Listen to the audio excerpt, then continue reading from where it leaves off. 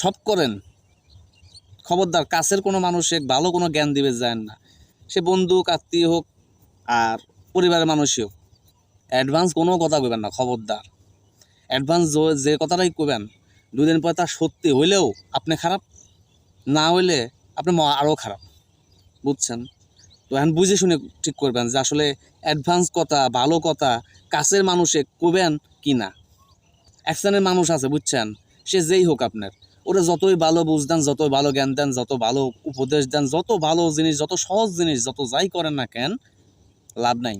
এক কান দিয়ে শুনবো আর এক কান দিয়ে সাঁই করে বাইর করে দিব, মাথায় নিব না। মনে করবো কি জানেন, হ্যাঁ কি আমার চেয়ে বেশি বোঝেনি, হ্যাঁ আমি কি এর কথা শুনবো নি? তো কথা হচ্ছে কি ভাই, এত কথা কয়া লাভ নাই। আপনার বুঝ আপনার কাছে রাখেন, তার বুঝ তার কাছে থাকবে দেন।